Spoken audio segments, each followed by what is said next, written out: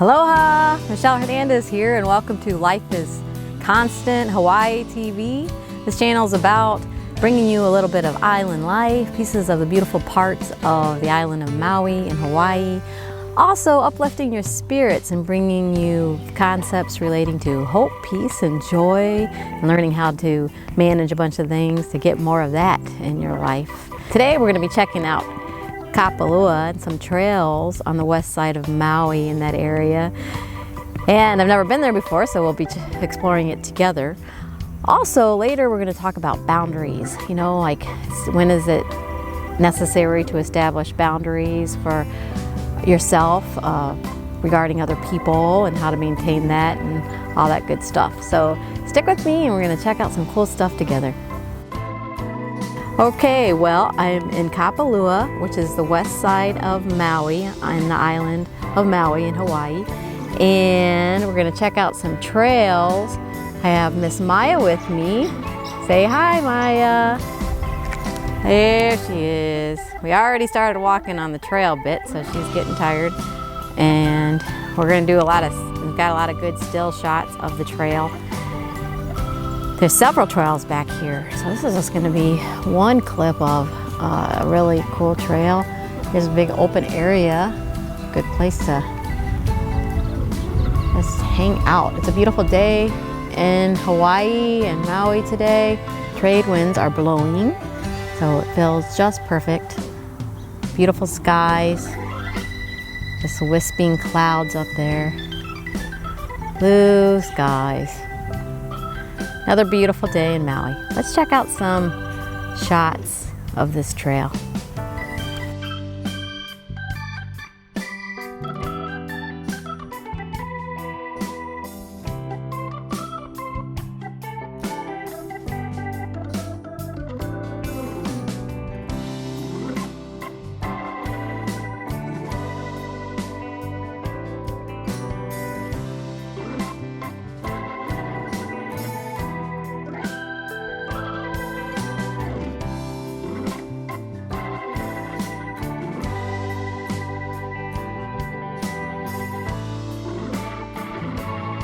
Well, that was fun footage to take. Today I want to talk about boundaries. More specifically, what does it mean to set personal boundaries as it relates to other people? We all know the word boundary in the natural describes a property line or of land that you would own. Everything within those boundaries or within those lot lines you are responsible for maintaining. Anyone that would cross the lot line of your home without being invited would be actually a trespasser and would be illegally on your property. Although the people may be on your land illegally, the law is not going to require them to leave unless you notify law enforcement that they are there without your permission and you enforce your legal rights. I like to think of our personal boundaries in the same light. For those that actually have thought about this topic long enough to establish personal boundaries for yourselves, if you are the only one that can actually establish those boundaries and you're the only one that can enforce them. Left unenforced, trespassers are free to intrude over your personal boundary lines.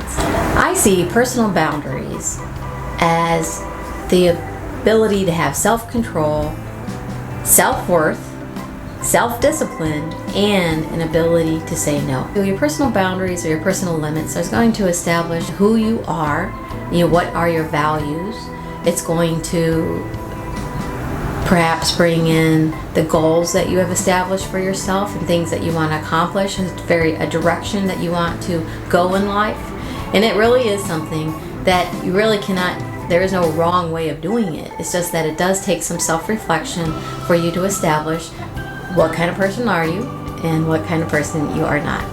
When you have come up with what defines you, so to speak, it's very easy then to navigate your personal boundaries. When people start asking you to do things or asking you for things, when you know who you are and the direction that you're going, it's easier to say yes or no to such requests. When a request comes to you, just think, if I say yes to this, is this consistent with the type of person I am or I want to be? And if I say yes to this, would it be setting me back on a personal goal that I really want to meet for myself? Saying yes to a request that is against your morals is obviously a violation of your personal boundaries. However, if you did say yes to something that you are morally against, who ultimately is responsible for that action? It is you, right? Like, because you're the one that said yes. Or, many of us have needy friends, and if they can continually request things from us. The word needy, I guess, defines it all, right? Like, where there's a lot of things that they call upon our assistance for. And it's easy to blame that needy friend or to get mad at them. Like, if they were a true friend, they should know better than to ask me such questions, or they should just back off on some of the requests. I mean, I have a life too, and I need to get my things done. Now, that might be true as far as the definition of a true friend, but if you continually say yes to this needy friend, who is responsible for that yes? I mean, we all need to take responsibility in our responses to these kind of requests. And first thing is establishing those personal boundaries, but then stand firm in who you are. Saying no, even to friends, isn't a bad word. It does not have to be this emotional, dramatic moment when we say no. Having confidence in who we are, in the direction that we are going, actually helps us deliver that no more matter-of-factly. I used to have a hard time saying no to people. In fact, the reason why I thought was because I just didn't want to hurt anybody's feelings. And so when I did say no, I would come up with some excuse or reasoning that I would explain why I'm saying no to the request. When in fact, excuses are very close. I mean, essentially they're lies, right? Like, so I'm lying on why I'm saying no. It was so silly that sometimes it would be a complete stranger that I tried to think that I have to explain myself to. So it's not even necessarily a friend. The thing about it is that I started realizing that I was compromising who I was when I was making up these excuses. And I really tried to be a very honest and open person. I feel that those are two pieces of what makes up integrity. And integrity is very important to me. So when I was finding myself making these excuses or rationalizations to people while just merely saying no, I realized that I was compromising on who I was. So then I would say yes, just so I wouldn't have to lie, which was even worse because then I was stuck doing something that I didn't really want to do. And ultimately I was going to pay the price because I was spending time on something that really wasn't aligning to what I needed to spend my time on. Well, I'm proud to say I now have no problem at all saying no. I have no reason behind it. There's no rationalization on why I'm saying no many times.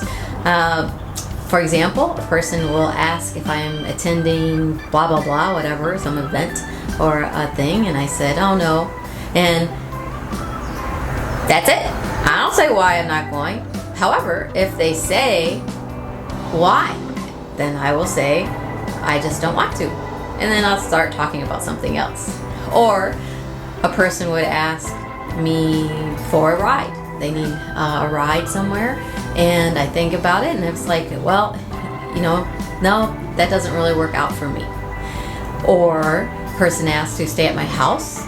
I could say, no, I'm really just not comfortable with that. Or a person asked me to go to lunch, and I would say, well, thank you for the invite, but that doesn't work for me, but how about this day? We really don't need to go into a bunch of details or why it doesn't work for us. We're just merely stating a fact, matter-of-factly, without emotion. It goes so much further. Actually, most people could care less about our details of why we're not doing something. In fact, they just want to know, do you want to or don't you want to? We're the ones that internalize all of this and make it into this emotional event. Some people think that saying no is selfish, and aren't we not to help each other? Well, I don't say no all the time, but I certainly do not agree with the statement that saying no is selfish. I find that us as humans, we go into extremes, right? The ones that are saying no say no to everything, and then the ones that say yes to everything. So we're like a lot of things in life, where we really need to be is in a balanced form. And knowing your personal boundaries and who you are and what's important to you and what your goals are will help you navigate your yeses and your nos. I mean, your yeses can't compromise on what type of person you are or the high priorities that you have for yourself and you want to achieve.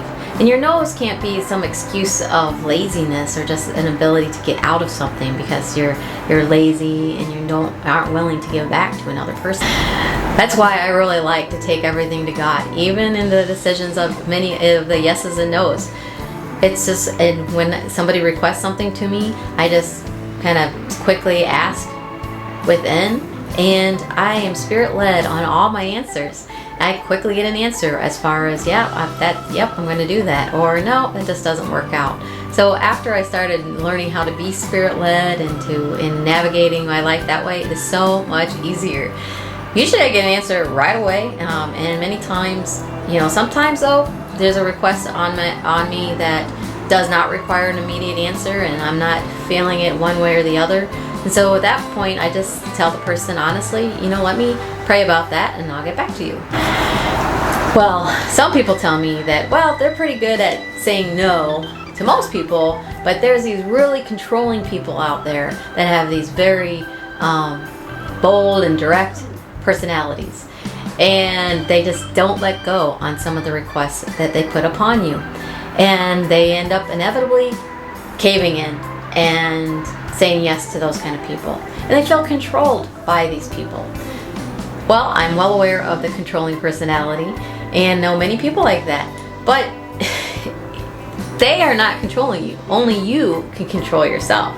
You're the one ultimately caving into it. You need to stand firm on who you are and knowing that no is not a bad word and you have all the right in the world to say no.